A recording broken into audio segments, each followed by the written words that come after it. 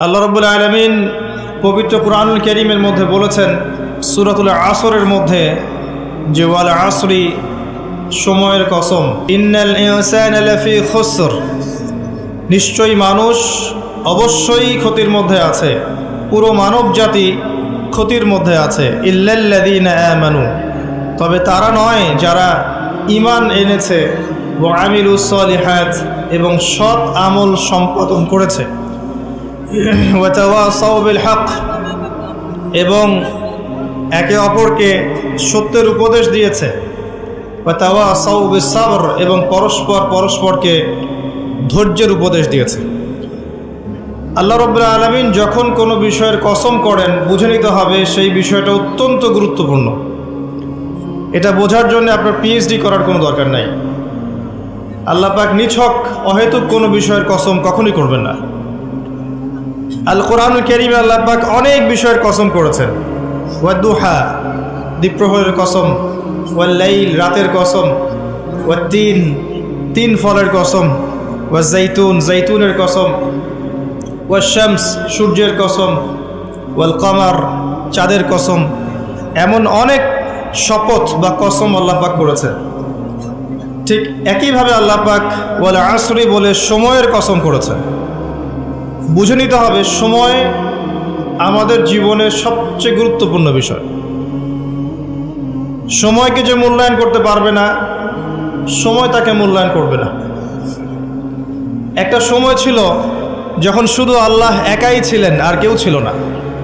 হুয়াল আউয়ালু ওয়াল আখির ওয়াজ যাহিরু ওয়াল বাতিন। একটা সময় ছিল যখন আল্লাহ ছাড়া কেউ ছিলেন না, আবার একটা সময় আসবে যখন আল্লাহ ছাড়া কেউ থাকবেন না। তিনি প্রকাশ্য, তিনি গোপন, তিনি প্রথম, তিনি শেষ। মাঝখানে আল্লাহ রাব্বুল আলামিন 6 দিনে সৃষ্টি করেছেন এই মহাবিশ্ব, এবং মহাবিশ্ব সৃষ্টি করার পরে অনন্তকাল, অনেক সময় পর্যন্ত এই মহাবিশ্বে মানুষের কোনো অস্তিত্ব ছিল না। এখন মানুষের কর্মকাণ্ড দেখলে মনে হয় যে মানুষই সব। মানুষ বিশ্ব চালাচ্ছে, অর্থনীতি চালাচ্ছে, রাজনীতি চালাচ্ছে, সমাজনীতি চালাচ্ছে, পরিবার চালাচ্ছে, ধর্ম চালাচ্ছে, মানুষ সব কিছু করছে। মানে এখন ভাবখানা দেখলে মনে হয় যে মানুষ ছাড়া পৃথিবীতে কিছুই নাই, আমরাই সব, আর পৃথিবীটা আমাদেরই। আল্লাহ পাক যদিও বা এই পৃথিবীর সব কিছু আমাদের জন্যই সৃষ্টি করেছেন, কিন্তু এই মহাবিশ্বে একটা সময় ছিল যখন মানুষের কোনো অস্তিত্বই ছিল না। সূরা দাহরের 1 নম্বর আয়াত পড়ে দেখেন, আল্লাহ পাক বলেছেন, হাল আতা আলাল ইনসান হিনুম মিনাদ দাহরি লাম ইয়াকুন শাইআম মাযকুরা। মানুষের উপর একটা সময় চলে গেছে যখন মানুষ কোনো আলোচ্য বিষয়ই ছিল না। মানুষ কোনো আলোচ্য বিষয় ছিল না। মহাবিশ্ব তার জায়গায় ছিল, কিন্তু এই মহাবিশ্বে আমরা ছিলাম না। এরপর আল্লাহ রাব্বুল আলামিন মানুষ সৃষ্টি করলেন, করে ফেরেশতাদেরকে বললেন সিজদা করতে। তার আগে আল্লাহ পাক যা করেছেন, আল্লাহ পাক ফেরেশতাদেরকে ডেকে বলেছেন যে আমি পৃথিবীতে খলিফা পাঠাতে চাই। ওয়াইয ক্বালা রাব্বুকা লিল মালায়েকা ইন্নী জাঈলুন ফিল আরদি খলিফা। যখন আল্লাহ পাক ফেরেশতাদেরকে বললেন যে নিশ্চয়ই আমি পৃথিবীতে আমার খলিফা পাঠাতে চাই। এই পৃথিবী মানুষের জন্য তখনই হবে যখন আমরা আল্লাহর খলিফার মতো কাজ করব। পৃথিবীতে মানুষের কাজ যদি শয়তানের খলিফার মতো হয়, তাহলে এই পৃথিবী আমার জন্য নয়, এই পৃথিবী আমাকে সময় দিবে না। কথা বোঝা যায়? এই পৃথিবীতে আল্লাহ পাক মানুষকে পাঠানোর আগে ফেরেশতাদেরকে জিজ্ঞাসা করেছিলেন যে আমি পৃথিবীতে খলিফা পাঠাতে চাই। খলিফা কে? খলিফার কাজ কি? খলিফা কি সেই ব্যক্তি যে সারাদিন টিকটক করে? খলিফা কি সেই ব্যক্তি যার নামাজের কোনো খবর নাই? খলিফা কি সেই ব্যক্তি যে রোজাও রাখে না, যাকাতও দেয় না? খলিফা কি সেই যে আল্লাহ বিরোধী আইন করে? খলিফা কি সেই ব্যক্তি যে মুসলিমদেরকে দমন পীড়ন করে, রক্ত ঝরায়? খলিফা কি সে ব্যক্তি যে ব্যক্তি আল্লাহর যাবতীয় আদেশ লঙ্ঘন করে, আর নিষেধগুলোর উপর আমল করে? কে খলিফা? আল্লাহ পাক খলিফার সংজ্ঞা দিয়েছেন সূরা সদের মধ্যে। কোন সূরায়? সদ পড়ে দেখেন, শেষের দিকে পাবেন।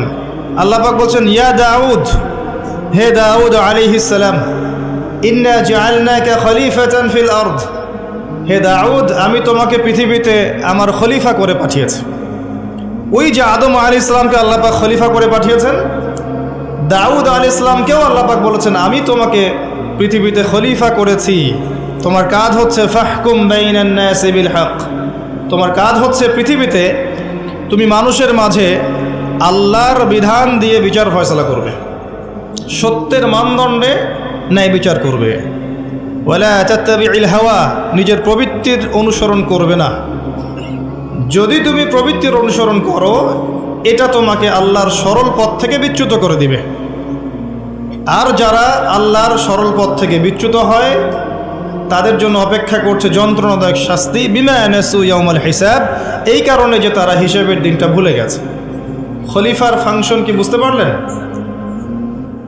পৃথিবীটা তখনই আমাদের হবে যখন আমরা আল্লাহর খলিফা হতে পারবো। আর আল্লাহর খলিফা কোশ্চিনকালেও আল্লাহর অবাধ্য হয় না, আল্লাহর আদেশ এবং নিষেধকে লঙ্ঘন করে না। আর দাউদ আলাইহিস সালাম এমন একজন নবী ছিলেন যিনি জেরুজালেম থেকে সারা বিশ্ব শাসন করেছিলেন, এবং তার পরবর্তীতে তার সন্তান সুলাইমান আলাইহিস সালাম তিনিও একই কাজই করেছেন। বরং সুলাইমান আলাইহিস সালামের সময় আল্লাহ পাক তাকে এত ক্ষমতা দিয়েছিলেন যে জিনজাতি পর্যন্ত তার আনুগত্য করত। সুবহানাল্লাহ। বাতাস তার কথা শুনত। একটা আরশে তিনি বসতেন, মাসের পর মাস দূরত্ব মুহূর্তেই সফর করত একটা চেয়ার, কুরসি। বাতাসকে আল্লাহ পাক তার অনুগত করে দিয়েছিলেন। আল্লাহ পাক তাকে অন্যান্য প্রাণীর ভাষা বোঝার ক্ষমতা দিয়েছিলেন। আল্লাহ পাক তাকে কি দেন নাই? দুনিয়ার এবং আখিরাতের যাবতীয় নেয়ামা আল্লাহ পাক সুলাইমান আলাইহিস সালামকে দিয়েছেন। সুবহানাল্লাহ। তারপরেও তিনি উদ্ধত অহংকারী ছিলেন না, তিনি বিনয়ী ছিলেন। আর আজকে আমরা যে যেখানেই থাকি না কেন, সামান্য ক্ষমতা পেলেই উদ্ধত হয়ে যায়, অহংকারী হয়ে যায়। আল্লাহ পাক আমাদেরকে অহংকারী চরিত্র থেকে হেফাজত করুন, আমিন। আল্লাহ পাক ফেরেশতাদেরকে জিজ্ঞাসা করেছিলেন এই বিষয়টা। তো ফেরেশতা মণ্ডলী বলেছিলেন, আতাজআলু ফিহা মান ইউফসিদু ফিহা ওয়া ইয়াসফিকুদ দিমা, হে আল্লাহ, আপনি কি এমন কাউকে পৃথিবীতে পাঠাতে চান যে পৃথিবীতে গিয়ে দুইটা কাজ করবে, ফিতনা ছড়াবে আর রক্তপাত ঘটাবে? ফিতনা ছড়াবে এবং রক্তপাত ঘটাবে। পৃথিবীর দিকে তাকিয়ে দেখেন, মানুষ এখন কি কাজ করছে সারা পৃথিবীতে? ফিতনা ছড়াচ্ছে এবং রক্তপাত ঘটাচ্ছে। এগুলোকে জিনজাতি করছে। যাহারাল ফাসাদু ফিল বাররি ওয়াল বাহরি বিমা কাসাবাত আইদিন নাস, আল্লাহ পাক সূরা রুমের মধ্যে বলেছেন, জলে এবং স্থলে যত বিপর্যয় ছড়িয়ে পড়েছে এগুলো মানুষের হাতের কামাই। আপনি আল্লাহর কথা ডিনাই করতে পারবেন না, এটা আল্লাহর কথা। আপনি দেখেন বিশ্বের দিকে এক দেশ আরেক দেশকে যে আক্রমণ করছে, বিশ্বটাকে একটা নিউক্লিয়ার যুদ্ধের দিকে নিয়ে গেছে, এটা কি জিনজাতি করেছে? না। এই নিউক্লিয়ার ওয়েপেন্সগুলো কি মানবতার কল্যাণে কাজ করবে? না। একটা যদি আল্লাহ না করুক বিস্ফোরিত হয়, আর এটা সমূহ সম্ভাবনা আছে যে হতেই পারে আগামীতে, তখন বিশ্বের এই অবস্থা থাকবে? না, কোশ্চিন গেল থাকবে না। আপনি দেখেন অর্থনীতির মধ্যে আমরা যে সুদভিত্তিক অর্থনীতি চালু করেছি, এটা কি জিনজাতি করেছে? না। আর এর মধ্য দিয়ে কি আমাদের কল্যাণ হচ্ছে? না। আমরা সংস্কৃতির নামে যে অশ্লীলতা ছড়িয়ে দিয়েছি, নারী পুরুষের ফ্রি মিক্সিং, বেলাল্লাপনা ছড়িয়েছি, পর্নোগ্রাফি ছড়িয়েছি, মাদকদ্রব্য ছড়িয়ে দিয়েছি। আমরা নারীরা এখন পোশাক পরেও নগ্ন হয়ে ঘুরছে, পুরুষ নারীর পোশাক পরছে, নারী পুরুষের পোশাক পরছে, ফাংশনাল রোল চেঞ্জ হয়ে গেছে। প্রজন্মের পর প্রজন্ম যাচ্ছে, তারা জীবনের উদ্দেশ্য কি জানে না। মাদক, ক্যাসিনো, টিকটক, ফেসবুক, ইউটিউবিং ইত্যাদি ভোগবিলাসে তারা ব্যস্ত আছে। এগুলো কি জিনজাতি করছে? না। ফাসাদ, যত ফাসাদ, গ্লোবাল ফাসাদ, ইকোনমিক ফাসাদ, পলিটিক্যাল ফাসাদ, সামাজিক ফাসাদ, প্রতিটা সেক্টরে, পারিবারিক ফাসাদ, কোনো ক্ষেত্রেই ফাসাদ জিনজাতি ছড়াচ্ছে না। কারা ছড়াচ্ছে?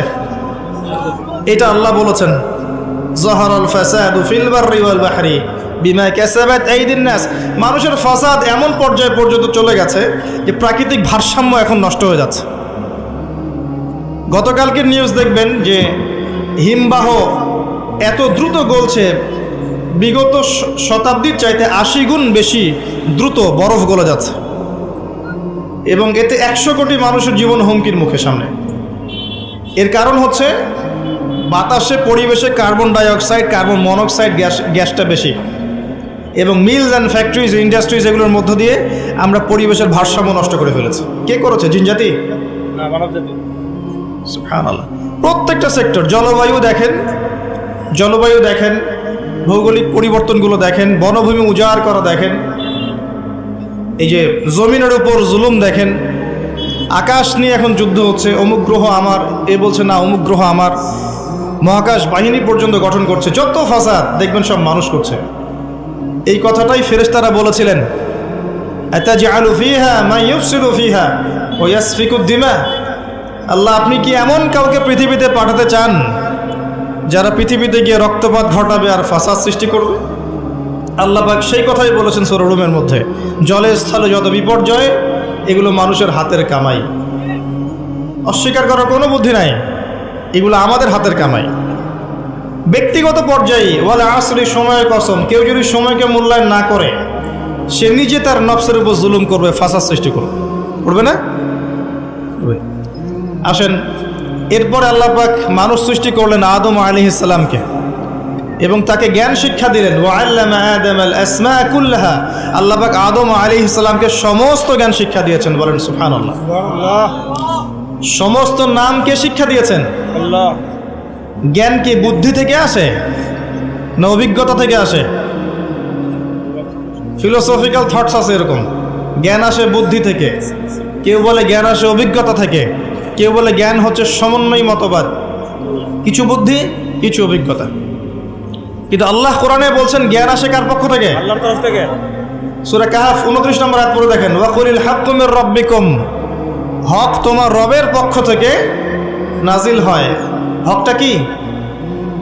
যখন তাওরাত নাজিল হয়েছিল, তাওরাত ছিল কি? হক। যখন জাবুর নাজিল হয়েছে, জাবুর কি ছিল? যখন ইনজিল নাজিল হয়েছে, ইনজিল কি ছিল? যখন কোরআন নাজিল হয়েছে এবং সুন্নাহ এসেছে, কিয়ামত পর্যন্ত হক কি থাকবে? অন্য কোনো হকের মানদণ্ড থাকবে না। যদি কোনো বিষয়ে কোরআন এবং সুন্নাহর সাথে মেলে, এটা মানতে কোনো আপত্তি আছে? না। আর যদি কোনো বিষয়ে কোরআন সুন্নাহর সাথে না মেলে, ছাড়তে কোনো আপত্তি আছে? না। যদি ছাড়ি তাহলে কি আমি সন্ত্রাসী হয়ে যাব? না। আর যদি মানি তাহলে কি আমি মৌলবাদী হয়ে যাব? না। কোরআন এবং সুন্নাহর সাথে যা মেলে এটা যদি আমি মেনে নেই, এটা কি আমার অপরাধ? না। কোরআন এবং সুন্নাহ কি আল্লাহর পক্ষ থেকে আসেনি? এবং সে আল্লাহ কি মহাবিশ্বের পরিচালক নন? তো যদি আল্লাহর দাসত্ব করি আমি কি অন্যায় কিছু করছি? না। হ্যাঁ, এই দাসত্ব কেমন হবে? শৈথিল্যতা প্রদর্শন করা যাবে না, চরমপন্থা প্রদর্শন করা যাবে না। আপনি মধ্যমপন্থী থাকবেন। ওয়া কাযালিকা জাআলনাকুম উম্মাতান ওয়াসাতা। আল্লাহ পাক বলেছেন, এভাবেই আমি তোমাদেরকে মধ্যমপন্থী উম্মাহ করেছি, যাতে করে তোমরা সাক্ষী হতে পারো। আমরা আশপাশে অনেক নয়েজ শুনতে পাচ্ছি, কথাবার্তা। আমরা রিকোয়েস্ট করব, যারা নেহায়েত এখানে বক্তাকে দেখতে এসেছেন বা ভিডিও করতে এসেছেন বা ছবি তুলতে এসেছেন, আল্লাহর রাস্তায় বাসায় চলে যান। বাসায় গিয়ে আরামে শীতের রাতে লেপের তলে শুয়ে থাকেন, ফেসবুক ইউটিউবে লেকচার দেখেন। এখানে আপনাদের কোনো প্রয়োজন নাই। আর যারা এখানে এসেছেন দিনের জ্ঞান শিখতে, জানতে, সরাসরি ইলম অর্জন করতে, তাদের জন্যে স্বাগতম, আহলান ওয়া সাহলান। আপনাদের জন্য আমি বসে আছি, আপনারাও আমার জন্য বসে থাকেন। যদি কারো কোনো প্রয়োজন থাকে আপনি নীরবে চলে যাবেন, অন্য কাউকে ডিস্টার্ব করবেন না। আর আমি যে টপিকে কথা বলছিলাম, এটা বলতে গিয়ে একটা জায়গায় এসেছি যে মহাবিশ্বে এমন একটা সময় ছিল যখন মানুষের অস্তিত্ব ছিল না। এটা বোঝাতে গিয়ে আপনাকে বললাম যে আদম আলাইহিস সালামকে আল্লাহ পাক সমস্ত নাম শিক্ষা দিয়েছিলেন। এরপর কি করেছেন? তার সঙ্গিনী সৃষ্টি করেছেন। কোথা থেকে? তার বুকের পাঁজরের হাড় থেকে। এই হাদিসটা এখনো বুঝতে পারি না। আমি অনেস্টলি বলছি, আসলেই বুঝি না যে নারীদেরকে সৃষ্টি করা হয়েছে, স্ত্রীদেরকে সৃষ্টি করা হয়েছে বাঁকা হাড় থেকে। তাদেরকে জোর করে সোজা করতে যেও না, তাহলে ভেঙে যাবে, আর ওই অবস্থায় ছেড়ে দিলে তারা বাঁকাই থেকে যাবে। উত্তম নসিহতের মধ্য দিয়ে তাদের সাথে চলতে হবে। ওয়াল্লাহি এর চেয়ে কঠিন কোনো হাদিস আমার জীবনে আমি পড়িনি এবং জানিও নি, বুঝিও নি। মানে রাসূলুল্লাহ সাল্লাল্লাহু আলাইহি ওয়াসাল্লাম যে বলে গেছেন, নারীদের চেয়ে বড় কোনো ফিতনা আমি রেখে গেলাম না আমার উম্মতের পুরুষদের জন্যে, এর চেয়ে বড় হাদিস এবং ফিতনাময় হাদিস আমি আখিরুজ জামানে দেখি না। আপনি একটু গভীরভাবে দেখলে দেখবেন প্রতিটা সেক্টরে ফিতনার মূল কেন্দ্রবিন্দুতে পরিণত হয়েছে এক শ্রেণীর নারী, যারা আল্লাহর বিধান অনুযায়ী চলতে নারাজ। এবং যখন তাদেরকে পেট্রোনাইজ করা হয়, তখন আস্তে আস্তে আস্তে আস্তে সমাজে অশ্লীলতা, বেহায়াপনা, নগ্নতা, ফ্রি মিক্সিং এমনভাবে ছড়িয়ে পড়ে যে অনেক ক্ষেত্রে মুত্তাকি মানুষ তাদের ঈমান ধরে রাখতে পারে না। আল্লাহ পাক আমাদের প্রত্যেকের ঘরে ঘরে খাদিজা রাদিয়াল্লাহু আনহার মতো স্ত্রী তৈরি করুন আমিন, এবং হাজারা আলাইহিস সালামের মতো স্ত্রী তৈরি করুন আমিন। আমাদের মেয়েদেরকে আল্লাহ ফাতিমা রাদিয়াল্লাহু আনহার মতো বানিয়ে দিন আমিন। আয়েশা রাদিয়াল্লাহু আনহার মতো বোন তৈরি করুন আমিন।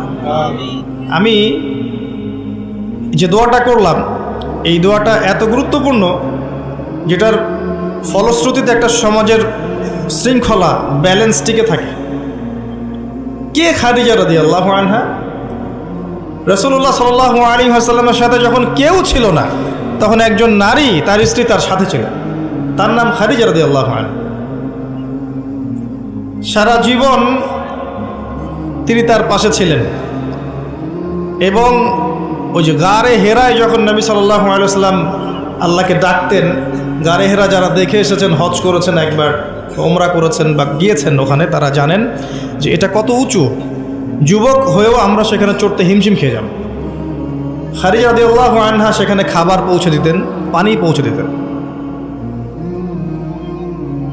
তার সম্পত্তি, তার সম্মান, তার মর্যাদা, তার ব্যাংক ব্যালেন্স, প্রতিপত্তি সব কিছু তিনি মুহাম্মদ সাল্লাল্লাহু আলাইহি ওয়াসাল্লাম এবং তার দ্বীনের জন্য উৎসর্গ করে দিয়েছেন। খুব কম মানুষকে জিবরাইল আলাইহিস সালাম সালাম জানিয়েছেন, তার মধ্যে একজন হচ্ছেন খাদিজা রাদিয়াল্লাহু আনহা। নবী করিম সাল্লাল্লাহু আলাইহি ওয়াসাল্লামকে তিনি বলছেন, ইয়া রাসূলুল্লাহ, ওই যে খাদিজা আসছেন, তিনি যখন আসবেন তখন তাকে আমার পক্ষ থেকে সালাম জানাবেন এবং তাকে বলবেন, আল্লাহ আপনার জন্য জান্নাতে এমন একটা ঘর নির্মাণ করেছেন যে ঘরের মধ্যে কোনো কোলাহল নাই, কোনো চিল্লাচিল্লি হইচই কিচ্ছু নাই, সুকুন এবং শান্তি।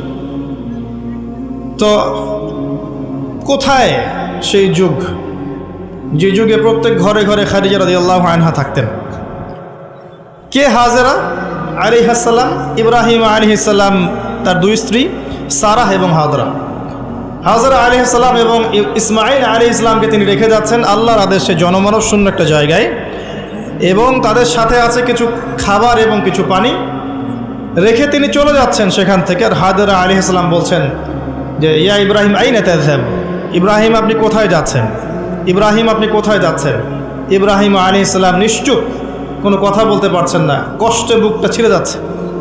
ছোট্ট একটা বাচ্চা এবং স্ত্রীকে রেখে যাচ্ছেন জনমানব শূন্য জায়গায়।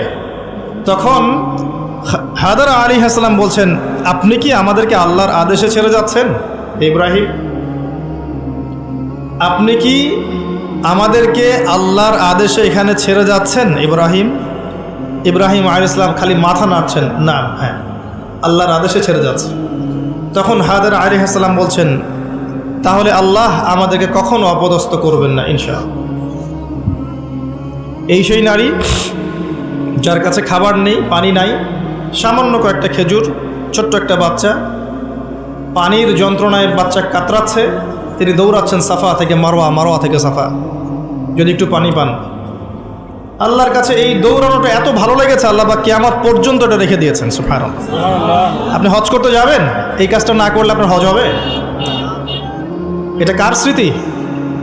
এটা সেই হাজরা আলাইহিস সালামের স্মৃতি। এই যে তাওয়াক্কুলকারিণী নারী, আল্লাহর প্রতি ভরসাকারিণী সবরকারিণী নারী, তার গর্ভ থেকে এমন সন্তান এসেছে যেই সন্তানকে বাবা বলছে, ইয়া বোনাই, হে আমার সন্তান, ইন্নী আরা ফিল মানামি আন্নী আযবাহুক, আমি স্বপ্নে দেখেছি আমি তোমাকে জবাই করছি, ফানজুর মাযা তারা, তোমার কি রায় আমাকে বলো।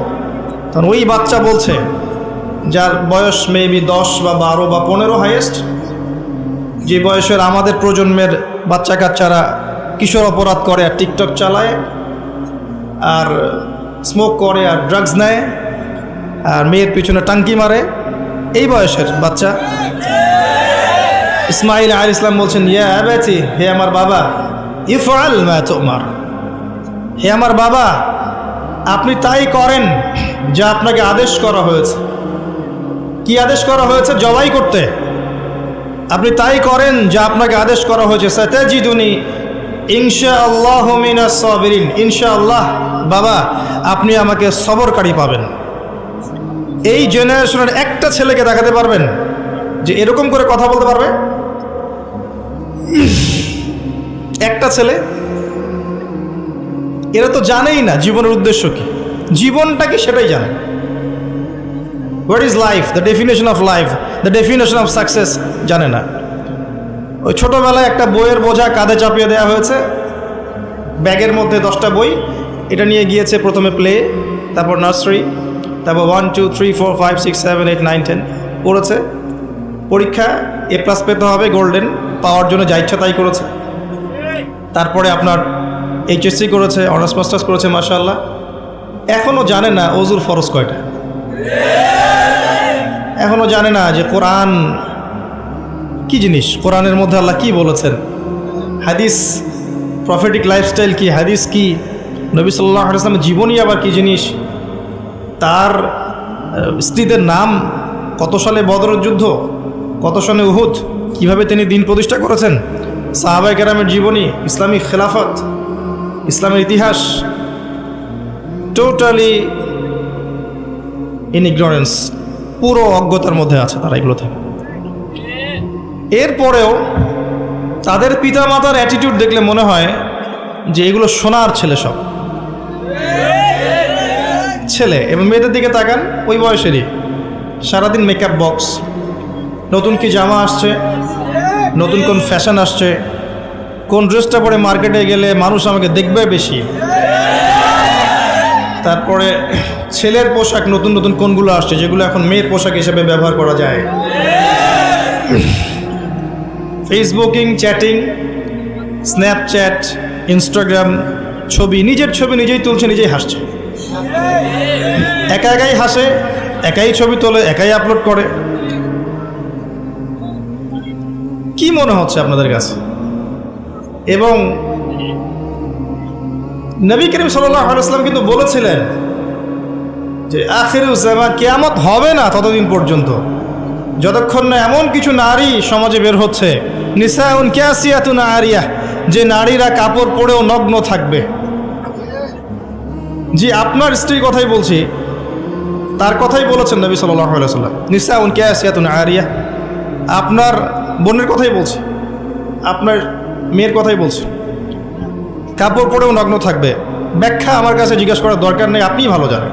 মহিলাতুন মামেলাত, নিজেও আকৃষ্ট হবে, অন্যকে আকৃষ্ট করবে। আল্লাহ রসুল বলছেন এরা জান্নাতের গন্ধ কখনো পাবে না, যদিও বা জান্নাতের গন্ধ 40 বছরের দূরত্ব থেকে পাওয়া যাবে। জীবনের উদ্দেশ্য জানে না তারা। এই নারীদেরকে পাওয়ার জন্য যখন আপনি ব্যস্ত হয়ে আছেন, তখন আপনি নিজের পায়ে কুড়াল মারছেন না, বরং কুড়ালেই পা মারছেন। এদেরকে পাওয়ার জন্য আপনি যখন ব্যস্ত হয়ে আছেন, তখন আপনি কুড়ালে পা মারছেন, নিজের পায়ে কুড়াল মারছেন না। যখন তারা আপনার ঘরে আসবে, কশ্চিনকালেও তারা ইসমাইলের মতো সন্তান জন্ম দিতে পারবে না, এবং তাদের চাহিদা পূরণ করতে আপনার সারা জীবনটা শেষ হয়ে যাবে। আপনার চাহিদা পূরণ করতে এবং সন্তুষ্ট করতে আপনি হিমশিম খেয়ে যাবেন, দিন একদিকে চলে যাবে, দুনিয়া আর একদিকে চলে যাবে। হাজার চেষ্টা করলেও দেখবেন আপনি দিন নিয়ে চলতে পারছেন না। টোটালি ফিতনাময় পরিবেশ। ইনশাআল্লাহ আমি 14 ফেব্রুয়ারির আগে আরেকটা কনস্ট্রাকটিভ লেকচার দিব ইনশাআল্লাহ, অপেক্ষায় থাকেন। কিন্তু আজকে এই টপিকটা আমি এখানে বলতে চাচ্ছি না, কারণ আমার মূল টপিকটা থেকে আমি সরে যাব। যতটুকু বলার বলছি, কিন্তু পুরো ডিটেলস আমি বিষয় আজকে বলতে পারবো না, সময় পাবো না। এতটুকু শোনেন, যে বয়সে ইসমাইল আলাইহিস সালাম এই কথাটা বলেছেন, এই বয়সের জেনারেশন আমাদের দেশে কি করছে দেখে নেন, বিশ্বে কি করছে দেখে নেন। হ্যাঁ, এতটুকু বলি, আপনি এই বয়সে যাই করছেন, ইসরায়েলের ইহুদির সন্তানরা ওই বয়সে তাই করছে না। জি, তারা আপনার আমার মতো কাজ করছে না। ওরা জানে ওদের উদ্দেশ্য কি, ওরা আমাদেরকে আমাদের উদ্দেশ্য থেকে সরিয়ে দিয়েছে, কিন্তু ওরা জানে ওদের উদ্দেশ্য কি। ওরা চায় বিশ্ব শাসন করতে, এবং তারা সেটা করে দেখাচ্ছে। আর আমরা তো জানি না যে আমরা একটা সিংহের জাতি, বীরের জাতি, সারা বিশ্ব আমরা দাপিয়ে বেরিয়েছি এক সময়, শতাব্দীর পর শতাব্দী। এটা আমাদের যুব সমাজ জানেই না। মনে করিয়ে দেওয়া লাগে খালেদ বিন ওয়ালিদ একজন বীর ছিলেন, উমর ইবনুল খাত্তাব একজন বীর ছিলেন, এগুলো তাদেরকে বোঝানো লাগে, বলে দেওয়া লাগে। আপনি রাস্তায় হাঁটেন এবং এই নর্মাল সোসাইটির ছেলেদেরকে মাইক নিয়ে নিয়ে জিজ্ঞাসা করেন যে উমর রাদিয়াল্লাহু আনহু কত বছর বয়সে ইসলাম কবুল করেছে তুমি জানো? বলবে যে উমর রাদিয়াল্লাহু আনহু কে? দেখবেন যে দেশের কথা জিজ্ঞাসা করেন, স্বাধীনতা দিবস কবে, ভাষা দিবস কবে, জিজ্ঞাসা করেন আন্তর্জাতিক মাতৃভাষা দিবস কবে, হিউজ অ্যামাউন্ট অফ পিপল আছে বাংলাদেশে, বলতে পারবে না কোন দেশে, সিরিয়াসলি বলতে পারবে না। ইংলিশ মিডিয়াম ব্যাকগ্রাউন্ডের প্রচুর সন্তান আছে, আর এটা আমার চেয়ে ভালো আপনি জানেন না, আমরা এই ব্যাকগ্রাউন্ড থেকে উঠে আসছি। ইংলিশ মিডিয়াম ব্যাকগ্রাউন্ডের অনেক বাচ্চা আছে, দেশের ঐতিহ্য সংস্কৃতি সম্পর্কে যারা পরিমাণ খবর রাখে না। কই, তাদের বিরুদ্ধে তো কখনো মিডিয়া তেরে আসে না? আসে? মাদ্রাসায় তেরে আসবে, মাদ্রাসায় গিয়ে জিজ্ঞাসা করবে জাতীয় সঙ্গীতের 10 লাইন বলতে পারো? এই জাতীয় সঙ্গীতের 10 লাইন অনেক ইংলিশ মিডিয়ামের বাচ্চাও পারে না। কই, ওটা নিয়ে রিপোর্ট তো করেন নাই। তো আমাদের ডাবল স্ট্যান্ডার্ড আছে। আমি একটা কথা বলতে চাচ্ছি যে আমাদের প্রজন্ম না দেশ, না ইতিহাস, না সংস্কৃতি, না ইসলাম, কোনো কিছুর খবর রাখে না এই প্রজন্ম এখন। এদেরকে দিয়ে আল্লাহ না করুক যদি আগামীতে কখনো আবার দেখেন যে কোনো রাষ্ট্রীয় কোনো কাজে এদেরকে এগিয়ে আসতে হবে, আপনি সত্যি মনে করেন এই জেনারেশন এগিয়ে আসবে? কখনো আসবে না। এরা কি 1971 সালে আমাদের বাপদাদাদের মতো সাহসী, তাদের মতো ফিজিক্যালি স্ট্রং, মেন্টালি স্ট্রং, জীবনের উদ্দেশ্য সম্পর্কে সচেতন? কখনো না। হানাদার বাহিনীর আক্রমণে যেভাবে বীর বিক্রমে যুদ্ধ করেছিলেন আমাদের বাপদাদারা, এখনকার জেনারেশন এটা করতে পারবে মনে করছেন? তো গাঁজা খেতে খেতেই শেষ, ইয়াবা, পেন্সিডিল এগুলো খেতেই শেষ। একটা টিকটক ভিডিওর জন্য প্রতিবন্ধী হয়ে যাচ্ছে। মানে কি করছে মাথায় ঢোকে না, কি করছে, মানে কি পায় এগুলোতে আল্লাহ ভালো জানেন। একটা ভিডিও করার জন্য কি করছে, মানে আমি দেখলাম মোটর সাইকেলে রেস করছে, ভিডিওটা থেকে গেছে, কিন্তু ওই রেসের মধ্যে সে স্পট ডেটে মারাও গেছে। এমন এমন অ্যাঙ্গেল থেকে ভিডিও করতে চাচ্ছে যেখান থেকে পড়ে মারা যাচ্ছে। মানে একটা আয়াত মনে পড়ে, এই আয়াতটাই মনে পড়ে এই বিষয়গুলো দেখলে। আর এই সময়গুলো কিন্তু খুব দ্রুত এসেছে। বিগত 10-20 বছরে কিন্তু এমন ছিল না, খেয়াল করে দেখেছেন? বিগত 20 বছরে কিন্তু এমন ছিল না, এই প্রজন্মগুলো ছিল না। এবং সময় খুব দ্রুত পরিবর্তন হচ্ছে। আল্লাহ ভালো জানেন আমাদের বাচ্চাদের না জানে কি হবে, আল্লাহু আ'লাম তাদের যে কি হবে আল্লাহ ভালো জানেন। আমার তো মনে হয় ওদের ব্রেইন পর্যন্ত কন্ট্রোল করা হবে, এমনভাবে ব্রেইন ওয়াশ করে দিয়েছে যে দেখবেন পাবলিক লাইফ আর প্রাইভেট লাইফের পার্থক্য বোঝে না। একটা জিনিস প্রাইভেট, ওটাকে পাবলিক করে ফেলবে, নিজেই করে দিবে, মানুষ করবে না। নিজে কি করছে না করছে প্রত্যেকটা মুহূর্ত তাকে মানুষকে জানাতে হবে। এই যে আমি এখন বাথরুমে গেলাম, এই যে আমি এখন বের হলাম, আমি এখন ওযু করছি, আমি এখন এটা করছি। একটা অসুস্থ জেনারেশন, একটা মানসিক বুদ্ধিবৃত্তিক প্রতিবন্ধী একটা জেনারেশন তৈরি হয়েছে, আমাদের অগোচরেই হয়েছে। আর আমরা এদেরকে লাই দিয়েছি, ছোট আছে এরা, নাক চিপলে দুধ বের হয়, ছোট আছে বলে বলে। আচ্ছা, ইসমাইলের দিকে তাকান, তিনি তার বাবাকে বলছেন ইয়া আবাতি ফাআল মা তু'মার, হে আমার বাবা, আপনি তাই করেন যা আল্লাহ আপনাকে আদেশ করেছেন। সাতাজিদুনি ইনশাআল্লাহ মিনাস সাবিরিন, ইনশাআল্লাহ আপনি আমাকে ধৈর্যশীল পাবেন। আর এই সন্তান জন্ম দিয়েছেন ওই হাজরা আলাইহিস সালাম। না আছে পরিবারে ইব্রাহিমের মতো কর্তা, না আছে পরিবারে হাজরা আলাইহিস সালামের মতো মা, আর না আছে ইসমাইলের মতো সন্তান। এই জেনারেশনকে দিয়ে আপনি কিভাবে চলবেন? জাতির সামনে খারাপ সময় অপেক্ষা করছে। একটাই উপায় আছে, অনলি একটা রাস্তা খোলা আছে। কিছু মানুষ মিশন নিয়ে নিয়েছে যে এই জেনারেশনগুলোকে ধ্বংস করে ফেলার। একটাই অপশন আছে, এদেরকে আল্লাহর দিকে নিয়ে আসতে হবে, আদারওয়াইজ এদেরকে বাঁচানোর কোনো বুদ্ধি নাই। ছোট ছোট বাচ্চা দেখবেন, 14-15 বছরের বাচ্চা ধর্ষণ করছে, কেস খাচ্ছে, চাইল্ড অ্যাবিউজ করছে। এক ধর্ষকের ব্যাপারে সেদিন দেখলাম এমন পলিসি অবলম্বন করেছে যে রেপের পর রেপ করে যাবে, কিন্তু যাকে রেপ করা হবে সে প্রেগনেন্ট হবে না, সে এমন ব্যবস্থা গ্রহণ করেছে। কি পরিমাণ মানুষের অধঃপতন চিন্তা করে দেখেন। ছোট ছোট বাচ্চাগুলো দেখবেন কিশোর অপরাধ করছে, কিশোর গ্যাং তৈরি করেছে। ছোট ছোট বাচ্চা বিভিন্ন মুভিজ দেখছে, অপসংস্কৃতিগুলো দেখে দেখে শিখছে। শেখার এগুলো তো এমনি এমনি আসেনি, কারো না কারো দেখে তো শিখেছে। হয় বই পড়ে শিখেছে, না হলে কোনো কিছু দেখে শিখেছে। আর বই তো এরা পড়ছে না, নিশ্চয়ই কিছু দেখে শিখেছে, বিভিন্ন প্রোগ্রাম দেখে এগুলো শিখেছে। ছোট ছোট কিশোর গ্যাং, এক গ্যাংয়ের লিডার আছে, আর গ্যাংয়ের লিডার আছে। প্রশাসন হিমশিম খাচ্ছে এগুলো ডিল করতে।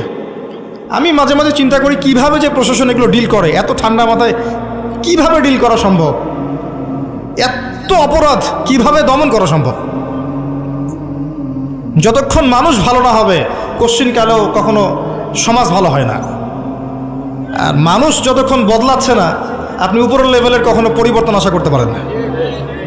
আমাদেরকে নিয়েই সব কিছু, মানুষই সব, আমাদেরকে নিয়েই সব কিছু। আমরা ভালো না হলে কোশ্চিনকালে উপরের লেভেলে মানুষ ভালো হবে না। তারা আকাশ থেকে টপকায়নি, আমাদের মধ্য থেকে উঠেছে। এই জেনারেশনকে তাকান, খুবই হৃদয় বিদারকভাবে কথাগুলো বলছে। এর ছেলেদের অবস্থা এমন।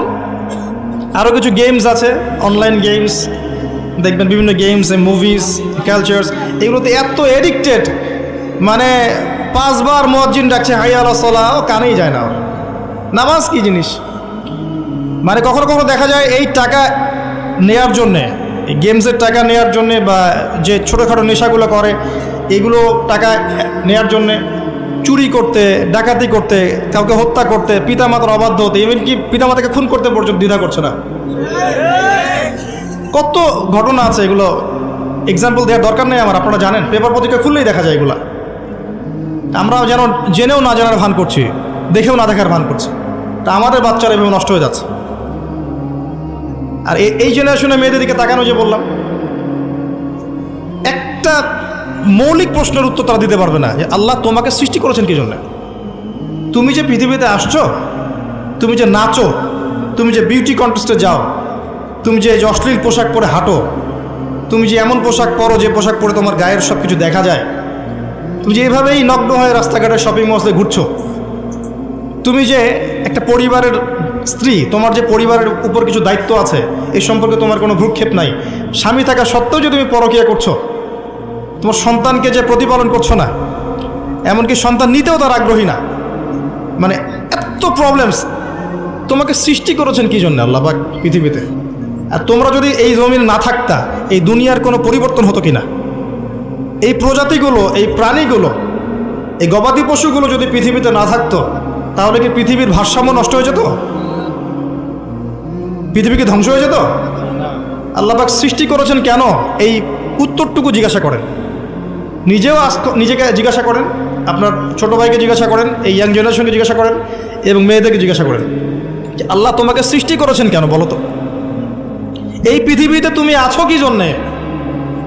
মানে আমরা যে পৃথিবীতে আছি, আমরা সবাই, আমরা না থাকলে পৃথিবীর কি ক্ষতি হবে সেটা আমাকে বলেন। একসময় কি আমরা ছিলাম? তখন পৃথিবীর কোনো ক্ষতি হয়েছে? না। একসময় যে আমরা থাকবো না, তখন কি পৃথিবী থেমে থাকবে? না। মাঝখানের এই সময়টা আমরা কি জন্য আসছি পৃথিবীতে? এই মৌলিক একটা প্রশ্নের উত্তর, এর উত্তর খুঁজে পায় সে আল্লাহর কাছে চলে আসবে ইনশাআল্লাহ। এর উত্তরটা কি জানেন? ওয়ামা খালাকতুল জিন্না ওয়াল ইনসা ইল্লা লিয়াবুদুন। আল্লাহ আবেগ মাখা কণ্ঠে বলছেন যে আমি মানুষ এবং জিন জাতিকে শুধুমাত্র আমার ইবাদত করার জন্যই সৃষ্টি করেছি। এটা আপনার পৃথিবীতে থাকার উদ্দেশ্য। আল্লাহ পাক এমনি এমনি খাওয়াচ্ছেন, এমনি এমনি পড়াচ্ছেন, শ্বাস নিচ্ছি আমরা, এমনি এমনি আল্লাহ পাক পরিবার দিয়েছেন, স্ত্রী সন্তান সব দিয়েছেন, ব্যবসা বাণিজ্য দিয়েছেন, এমনি সব কিছু আল্লাহ পাক এমনি আমাদেরকে ছেড়ে দিবেন? সূরা কিয়ামত শেষের দিকে আছে, মানুষ কি ভেবেছে তাকে এমনি ছেড়ে দেওয়া হবে? মানুষ কি ভেবেছে তাকে এমনি ছেড়ে দেওয়া হবে? সূরা আনকাবুতের দিকেও আছে, প্রথমের দিকে, তোমরা কি ভেবেছো এমনি এমনি ছেড়ে দেওয়া হবে? সূরা বাকারা আল ইমরানের দিকেও আছে, আম হাসিবতুম আন তাদখুলুল জান্নাহ, এমনি এমনি জান্নাতে চলে যাবে? নিছক খেলার ছড়া আল্লাহ পাক পৃথিবীতে আমাদেরকে পাঠান নাই, সৃষ্টিও করেন নাই। এর উত্তরটা এটাই, আল্লাহ পাক আমাদেরকে পাঠিয়েছেন তার ইবাদত করার জন্য। এটাই আমি বলতে চাচ্ছিলাম যে আল্লাহ রাব্বুল আলামিন মানুষকে পৃথিবীতে পাঠিয়েছেন। এর আগে পৃথিবীতে এমন সময় চলে গেছে মহাবিশ্বে মানুষের অস্তিত্ব ছিল না। আল্লাহ পাক নাম শিখিয়েছেন, আল্লাহ পাক তার সঙ্গিনী সৃষ্টি করেছেন, এরপর জান্নাতে রেখেছেন এবং ফেরেশতাদেরকে দিয়ে সেজদা পর্যন্ত করিয়েছেন। আমাদেরকে আল্লাহ পাক সেজদা করিয়েছেন ফেরেশতাদেরকে দিয়ে। সুবহানাল্লাহ। এই জেনারেশন এবং আমরা যারা চলছি, যারা নামাজ পড়ি না, যারা রোজা রাখি না, যাকাত দেই না, আল্লাহর হুকুম আহকাম মানি না, মিথ্যা বলি, সুদ খাই, জেনা করি, মদ খাই, চুরি করি, দুর্নীতি করি, প্রতারণা করি, ঠকবাজি করি, আমাদেরকে আল্লাহ পাক সেজদা করিয়েছেন ফেরেশতাদেরকে দিয়ে। সাউন্ড ক্রেজি না? এটা আসলে উদ্ভট মনে হচ্ছে না কথাটা? কোন মানুষরা এটার যোগ্য? এই মানুষরা কি সেই এটার যোগ্য? আল্লাহ পাক জান্নাতে রেখে পরীক্ষা করেছেন, এরপর দুনিয়াতে যখন পাঠিয়েছেন তখন দুই দলকে পার্থক্য করে দিয়েছেন। একটা হচ্ছে আল্লাহ পাক বলেছেন যে কুল নাহবিতু মিনহা জামিআ, তোমরা পৃথিবীতে নেমে যাও, ফাইম্মা ইয়াতিয়ান্নাকুম মিন্নী হুদান, তোমাদের কাছে আমার পক্ষ থেকে হেদায়েত আসবে, আল্লাহর কিতাব আসবে, নবী রাসূল আসবেন, হেদায়েত আসবে। ফামান তাবিআ হুদায়া ফালা খাউফুন আলাইহিম ওয়ালা হুম ইয়াহজানুন, যারা আমার হেদায়েত মেনে চলবে তাদের কোনো ভয় নাই, কোনো দুশ্চিন্তা নাই, যে জান্নাত থেকে এসেছেন ওই জান্নাতে ফিরে যাবেন ইনশাআল্লাহ। এটা এক শ্রেণীর মানুষ। আর এক শ্রেণী ওয়াল্লাযীনা কাফারু ওয়া কাযযাবু বিআয়াতিনা, আর যারা কুফরি করবে এবং আমার আয়াতকে মিথ্যা প্রতিপন্ন করবে, উলাইকা আসহাবুন নার, এরা হচ্ছে জাহান্নামের অধিবাসী, হুম ফিহা খালিদুন, তারা সেখানে চিরস্থায়ী হবে। কি জিনিস এটা? নবী সাল্লাল্লাহু আলাইহি ওয়াসাল্লাম দেখে এসেছেন। তার গর্জন, যখন সে গর্জন করবে, গর্জন করতে থাকবে, এই চিৎকারে, ওর চিৎকারে মানুষ বেহুশ হয়ে যাবে, খালি চিৎকার করবে, হাল মিন মাজিদ, সে বলতে থাকবে আরো কি আছে, হাল মিন মাজিদ, আরো কি আছে, চিৎকার করতে থাকবে। নবীজি দেখে আসছেন, রক্তের নদীতে ফেলে মানুষের মাথা ফাটিয়ে দেওয়া হচ্ছে। কে তারা? সুদখোর। নবী দেখে আসছেন, পেটের ভিতরে আগুনের দলা গিলছে। কে? এতিমের মাল ভক্ষণকারী। দেখছেন সামনে আছে ভালো গোশত, আর আরেকদিকে আছে নোংরা পচা গোশত খাচ্ছে। কে? জিনাকারী, ব্যভিচারী। কত শাস্তি দেখে আসছেন।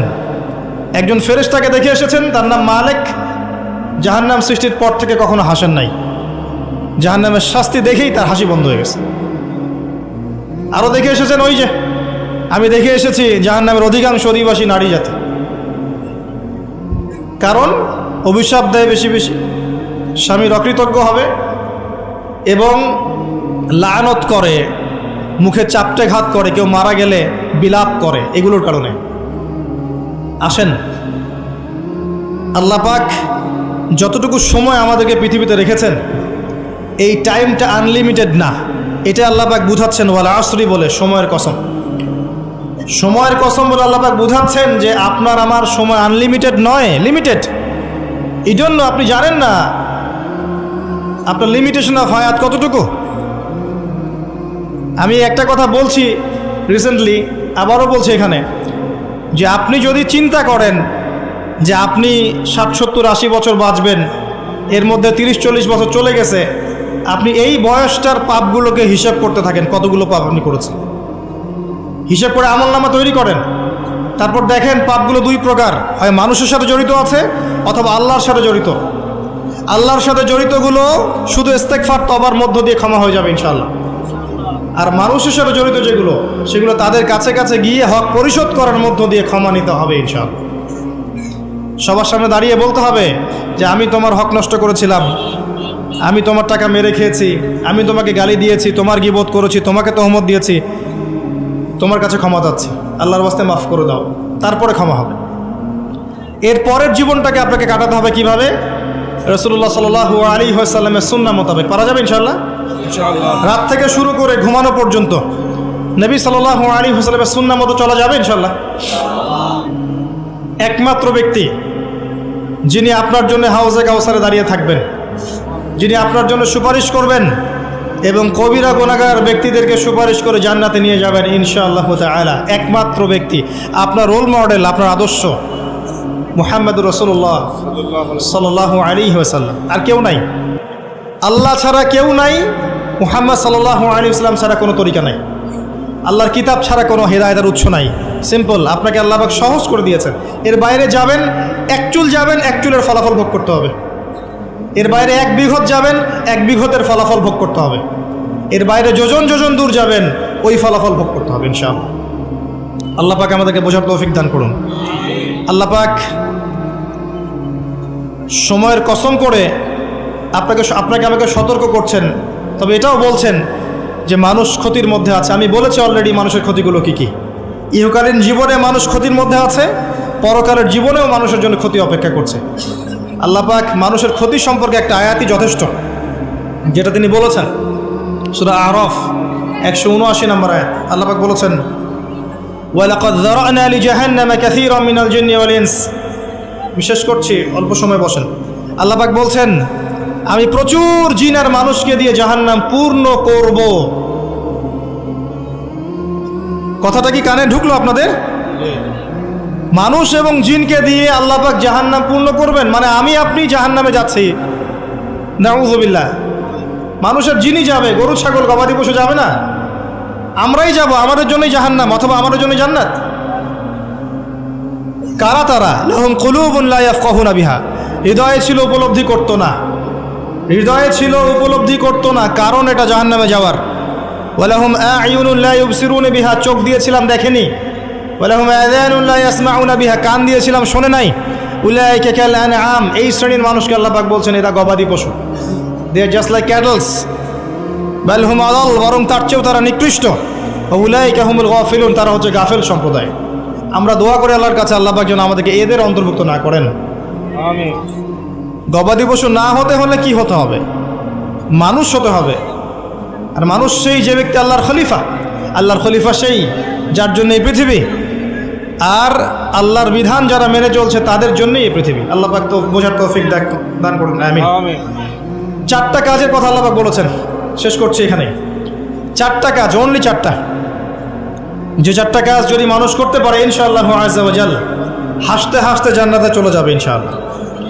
এখানে আমভাবে মানুষের জন্য চারটা কাজের কথা বলা হয়েছে, আবার মহিলাদের জন্যও আলাদা করে চারটা কাজের কথা বলা হয়েছে। এখানে কি মহিলারা আছে? আচ্ছা, মহিলাদেরটা আগে বলে শেষ করি। তাদেরকে চারটা কাজ করতে বলা হয়েছে। এই চারটা কাজ তারা যদি করে জান্নাতের যে কোনো দরজা দিয়ে প্রবেশ করতে পারবে ইনশাআল্লাহ। আর বলে রাখি, জাহান্নামের বেশিরভাগ অধিবাসী হবে নারী জাতি, তার মানে এই চারটা কাজ বেশিরভাগ মেয়ে করতে পারবে না। সিম্পল। 1 নাম্বার, 5 ওয়াক্ত সালাত। ওয়াক্ত হয়ে গেলেই তারা সালাত পড়বে। সালাত তো এখন অনেক মাদ্রাসার মেয়েও পড়ে না, জানেন? হ্যাঁ, অনেক সময় দেখা যায় মানে কালচারাইজড হয়ে পড়ছে, কিন্তু মাদ্রাসা থেকে বের হয়ে গেছে, নামাজ ছেড়ে দিয়েছে। একটা চাপের মধ্যে ছিল, নামাজ পড়তো, ছেড়ে দিয়েছে, নামাজ শেষ। নামাজ 5 ওয়াক্তের কথা বলা হচ্ছে। আবার অনেক সময় দেখা যায় অনেক মহিলা বা মেয়ে যারা বিপথে ছিল, তওবা করে ইসলামের দিকে এসেছে, এরা দেখবেন মাশাআল্লাহ অনেক কঠিন পর্দা করছে, নামাজ পড়ছে, এমন আছে। তারপরে রাসূল সাল্লাল্লাহু আলাইহি ওয়াসাল্লাম বলেছেন রমজান মাসের সওম, রমজান মাসে রোজা রাখতে হবে, দ্বিতীয় কাজ। 3 নাম্বার, লজ্জাস্থানের হেফাজত, মানে খাস পর্দা। আর মেয়েদের পুরো দেহই লজ্জাস্থান, মেয়েদের পুরো দেহটাই কি লজ্জাস্থান। আর 4 নাম্বার, স্বামীর আনুগত্য করা। স্বামীর, এটা তো মঙ্গল গ্রহের কথা, এই কথার তো বাস্তবায়ন থাকতে পারে না এই সমাজে, সম্ভব? আল্লাহু আ'লাম। আল্লাহ পাক নারীদেরকে বুঝদান করুন। স্বামীর আনুগত্যকে ওরা মনে করে দাসত্ব। আমি আনুগত্য করতে যাবো কেন? এটা দাসত্বের ব্যাপার। আমি কখনো দাসত্ব করতে রাজি নই, বরং আমরা সমান।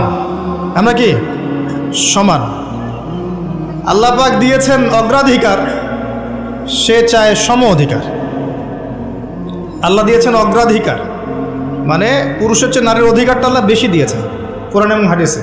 আর ওকে শিখিয়ে দেওয়া হয়েছে যে তুমি সমান অধিকারের আন্দোলন করো, তাই করছে। তো তারপরেও দিন শেষে গিয়ে দেখবেন যা লাউ তাই কদুই আছে।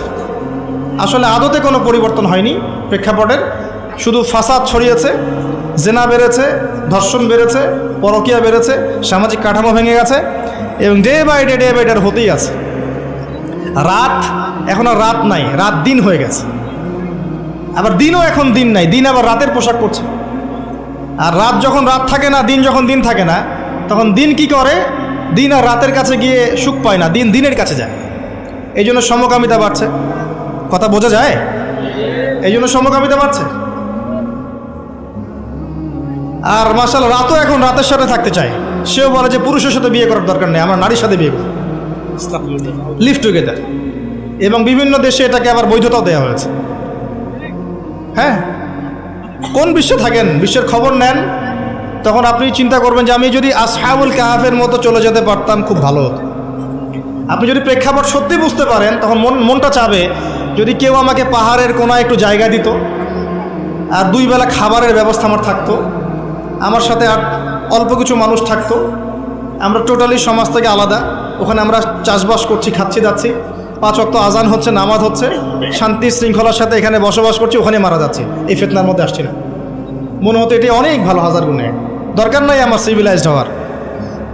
এই হাদিসটা নবী সাল্লাল্লাহু আলাইহি ওয়াসাল্লাম বলেছেন। কিন্তু আখিরুজ্জামানে এমন একটা ফিতনার সময় আসবে যখন মুমিনের জন্য কিছু সম্পদ হবে, শ্রেষ্ঠ সম্পদ হবে, কিছু গবাদি পশু, কিছু গরু, কিছু ছাগল, যেগুলো নিয়ে সে পাহাড়ি এলাকায় চলে যাবে, সেখানে একা একা থাকা শুরু করবে। সে তার দিন নিয়ে পালিয়ে যাবে ফিতনা থেকে। এগুলো হাদিসেও আছে। আসহাবুল কাহফ এটাই করেছিলেন।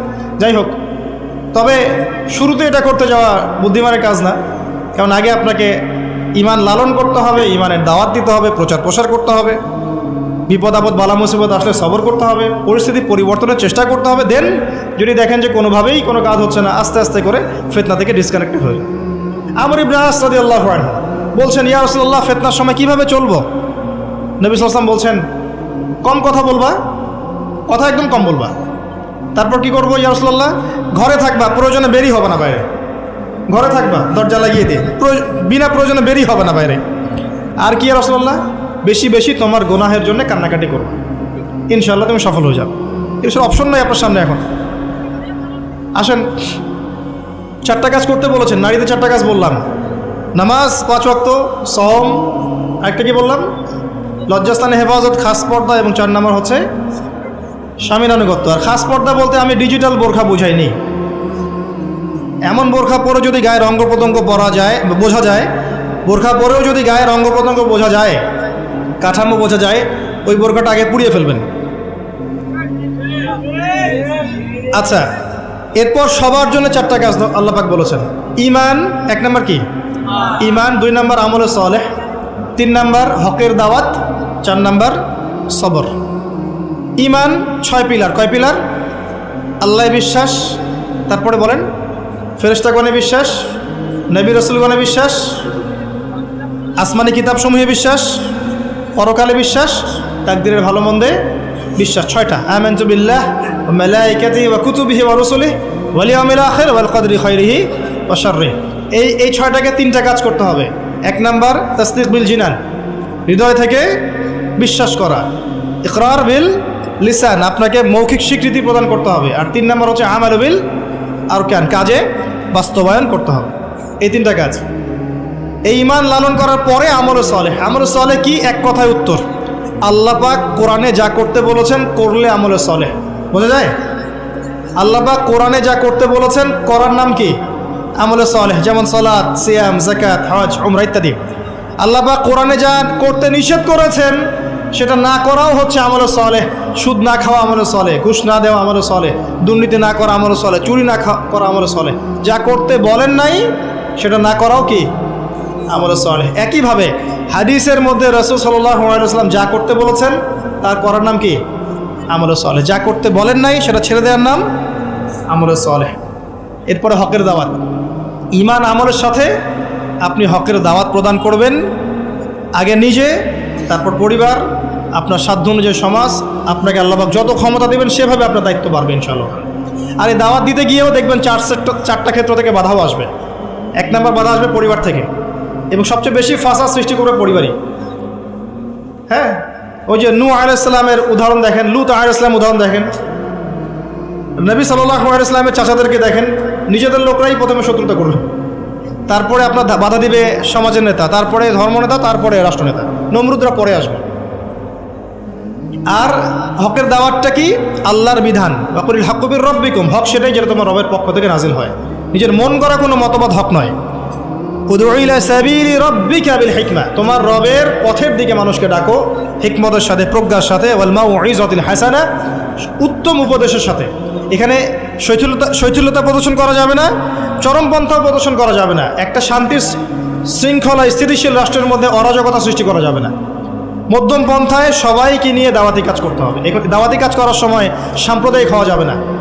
নিজের কমিউনিটি আমার দিনী ভাই, বাইরের মানুষ দিনী ভাই না, এমন নয়। সবাই আমরা একটা বডির অন্তর্ভুক্ত এবং সবাই আমরা মুসলিম, এটাই আমাদের মৌলিক পরিচয়। আল্লাহ পাক বোঝার তৌফিক দান করুন, আমিন। এবং সবর, যখন হকের দাওয়াত দিতে মাঠে নামবেন তখন সবরের প্রশ্ন উঠবে। যদি দাওয়াত দিয়ে আপনার উপরে কোনো বিপদ আপদ বালা মুসিবত না আসে, তাহলে বুঝে নেবেন যে সেটা এমন দাওয়াত যেটা হচ্ছে প্রোটেস্ট্যান্ট ভার্সন অফ ইসলাম। মানে যে ইসলাম ফলো করলে ইসলামের ওই যে দুশ্মনদের কোনো সমস্যা নেই, সেই ইসলাম ফলো করছেন আপনি। এখানে সবর তখনই আসবে যখন আপনি হকের উপর থাকবেন। এবং এখানে ধৈর্য ধরার নাম এটা নয় যে পরিস্থিতির পরিবর্তনের জন্য অপেক্ষা করে হাত গুটিয়ে বসে থাকা, এটা নয়। আপনার সাধ্য অনুযায়ী আপনি দাওয়াতি কাজ করবেন, পরিবর্তনের চেষ্টা করবেন। নিজে পরিবর্তন হওয়ার চেষ্টা করব ইনশাআল্লাহ, পরিবারকে চেষ্টা করব, আমার সাধ্য মতো আমার ক্ষেত্রে আমি দাওয়াতি কাজ করব।